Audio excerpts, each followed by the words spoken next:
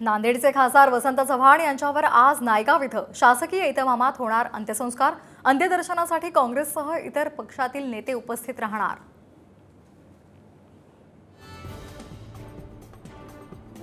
कंगना राणावतला पक्षाच्या धोरणात्मक मुद्द्यांवर बोलण्याची परवानगी किंवा अधिकार नाही, वादग्रस्त विधानावरून भाजपनं फटकारलं।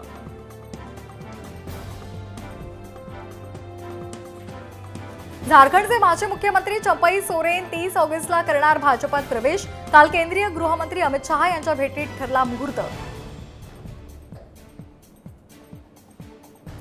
दिल्लीमध्ये आम आदमी पक्षाचं नेतृत्व आता माजी उपमुख्यमंत्री मनीष सिसोदिया यांच्याकडे। मुख्यमंत्री केजरीवाल तुरुंगात असल्यामुळे पक्षाच्या अंतर्गत बैठकीत निर्णय।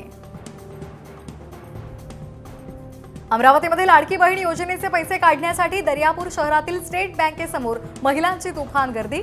मोठ्या रांगा लागल्यामुळे बँकेनं मागवला पोलीस बंदोबस्त। सिडकोच्या कळंबोली, खारघर आणि घणसोली नोडमधल्या 902 घरांची आज सोडत संगणकीय सोडत 10 ऑक्टोबर 2024 ला निघणार।